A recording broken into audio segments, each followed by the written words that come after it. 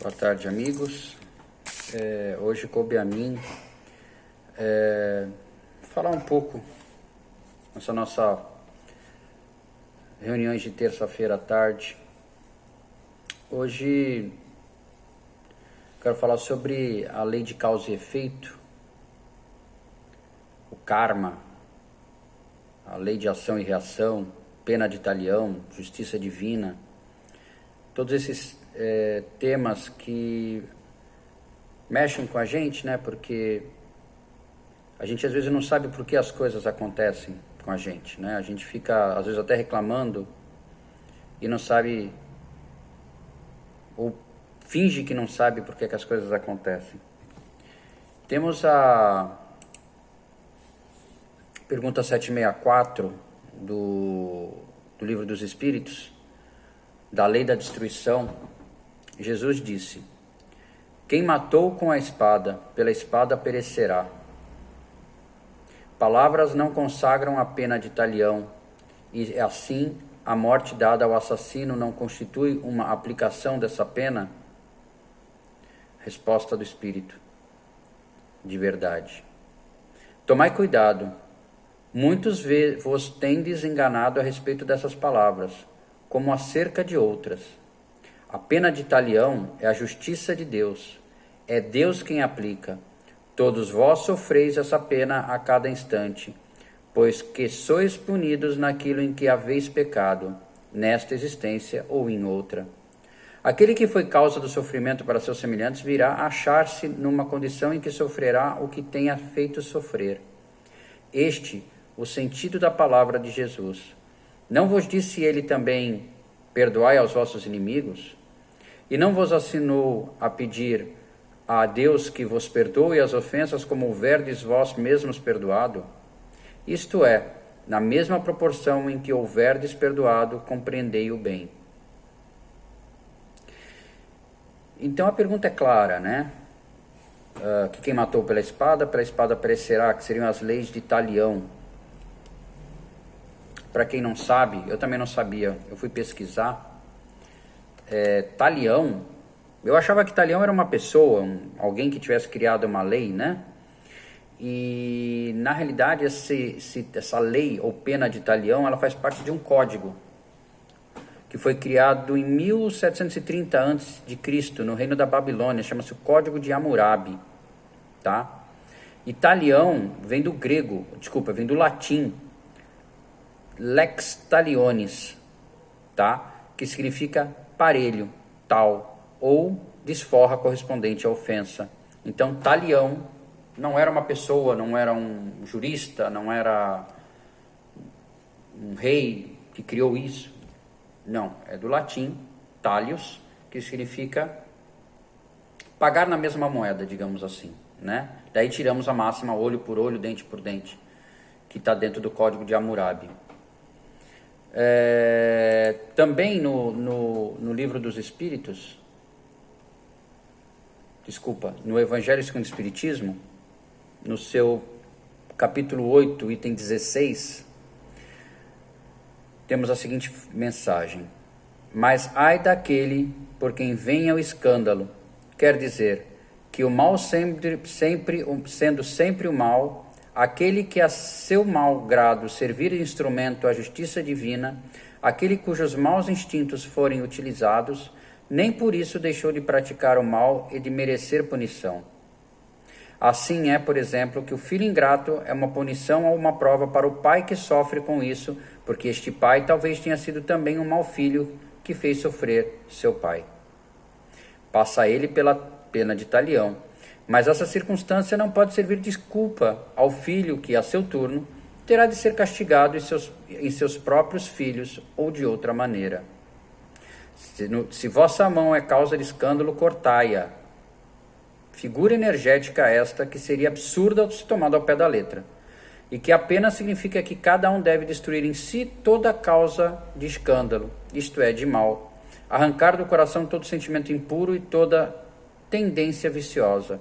Quer dizer também que, para o homem, mais vale ter cortado uma das mãos, antes que servir essa mão de instrumento para uma ação má. Ficar privado da vista, antes que lhe sirvirem os olhos para conceber maus pensamentos. Jesus nada disse de absurdo para quem quer que aprenda o sentido alegórico e profundo de suas palavras. Muitas coisas, entretanto, não podem ser compreendidas sem a chave que, para as decifrar, o Espiritismo faculta. E na nossa doutrina, temos, graças a Deus, a instrução da lei de causa e efeito, onde fazemos em vidas passadas, teremos que pagar em algum momento.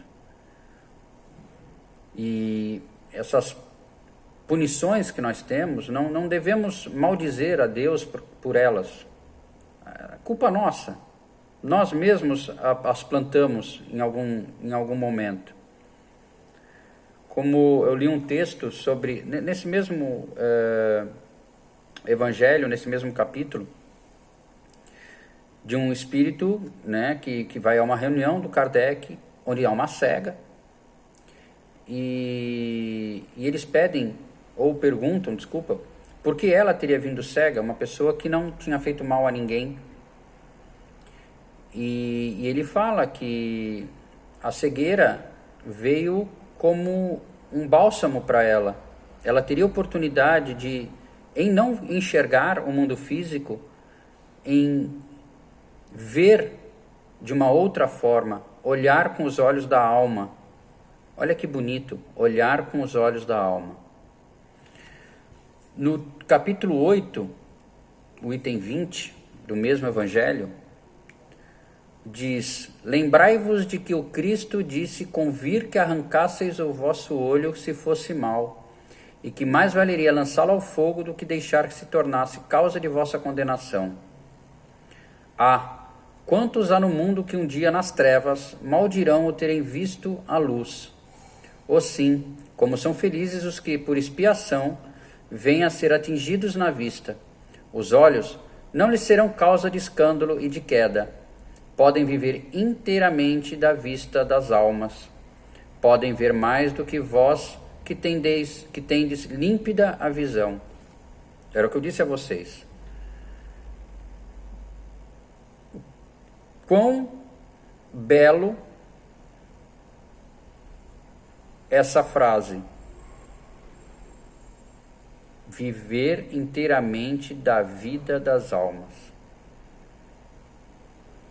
Claro que aqui eu não estou dizendo que, nossa, como seria bom se todos nós tivéssemos nascidos cegos. Não é isso que eu estou dizendo. Mas na lei de causa e efeito, se nós temos uma culpa, e isso quando nós desencarnamos e temos a noção do que fizemos, nós é que imploramos aos nossos amigos espirituais que programem o mais rápido possível uma reencarnação. E pedimos essas penas. Nós pedimos. E é na carne que nós vamos pagar esses débitos. Não adianta a gente achar que que bom seria se fôssemos anjos e vivêssemos tocando harpa. Não teríamos evolução. É na carne que nós evoluímos. É com as dificuldades da vida que nós evoluímos. Não podemos querer ser um ermitão. Vou me mudar para uma floresta afastada, viver sozinho do mundo. Isso você estaria cometendo uma outra falha, uma falha grave, que é do egoísmo. Você está pensando só em você. Não, o importante é estarmos aqui. Cometeremos erros, mas cometeremos esses erros e logo em seguida, com a consciência que nós temos hoje, tentamos de alguma forma corrigir esse erro. Nós não vamos passar ilesos. Não vamos mesmo passar ileso. Nós teremos que cumprir todas as etapas que foi programada. Tá?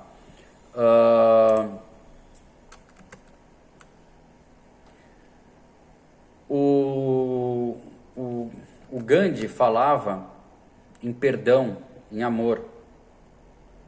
Tá? Ele fala... Perguntaram uma vez a Gandhi qual seria a melhor forma de reparar o mal. se sofrendo a pena de talião, né? Olho por olho e dente por dente. E ele, com a sua sagacidade, inteligência, um ser sábio, ele falou: não, não. Se assim fosse, todos nós acabaríamos cegos e desdentados. Olha lá. Nós temos que pensar, principalmente quando nós vemos, e agora recentemente tivemos um caso triste, a história do menino, né, que foi morto pelos pais. Nós não podemos exigir só justiça. Nós não podemos querer só olho por olho, dente por dente. Não, ele fez o mal, ele vai pagar, tem que pagar de qualquer maneira.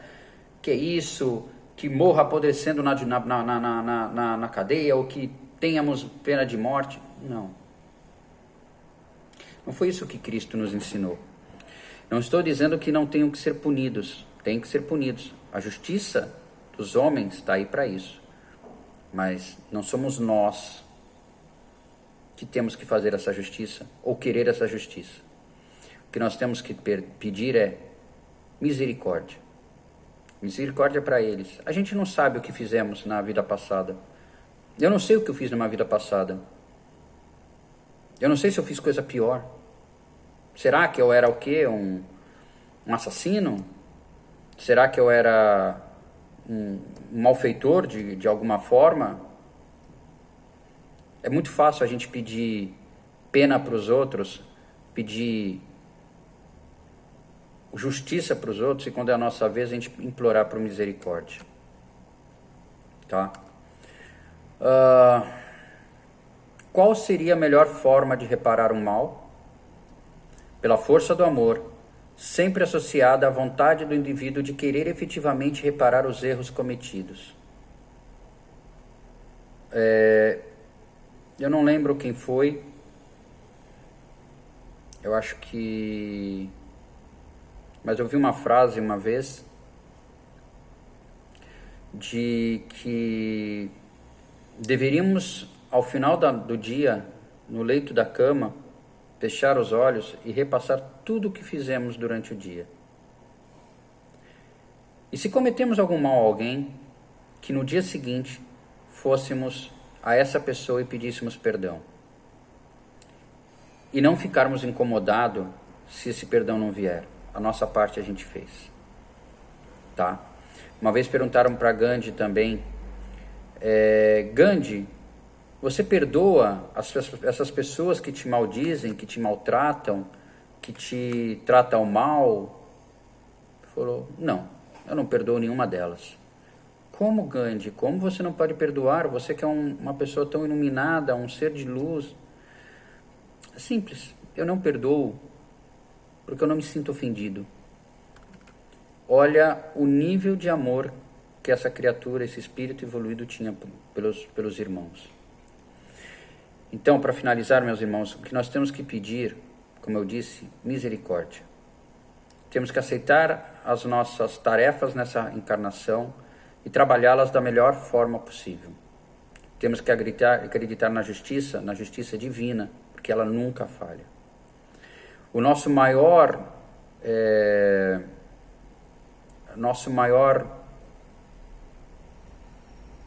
inquisitor seremos nós mesmos quando desencarnarmos e termos noção